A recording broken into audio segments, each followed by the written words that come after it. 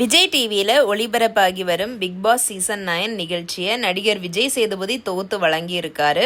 தொடங்கிய 2 வாரமான நிலையில் 20 போட்டியாளர்களில் நந்தினி, பிரவீன் காந்தி என இருவர் பிக் பாஸ் வீட்டை விட்டு வெளியேறிட்டாங்க.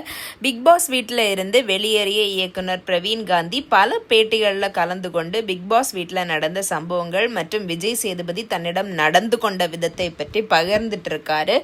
ஒரு பேட்டியில் கமலும் பிக் பாஸ் ஹோஸ்டாக இருந்தார். ஆனால் விஜய் சேதுபதிக்கு அவர் முன்னாடி நாங்க எல்லாம் குற்றவாளி போல, ஆதிக்கம் தான் அதிகமா இருக்கு, ஆதிக்கம் பாதிக்கும்னு அவருக்கு தெரியல. விஜய் சேதுபதி போராடி இந்த இடத்துக்கு வந்திருக்காரு, அதை பாராட்டணும் தான்.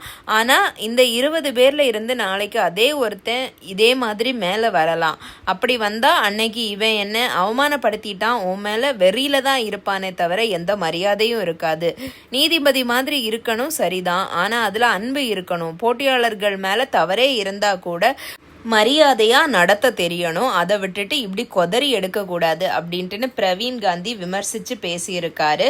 இது இப்போ இணையத்தில் வைரலாக போயிட்டு இருக்கு. இதை பற்றி உங்கள் கருத்து என்ன அப்படிங்கிறத கமெண்ட் செக்ஷனில் சொல்லுங்கள். நன்றி.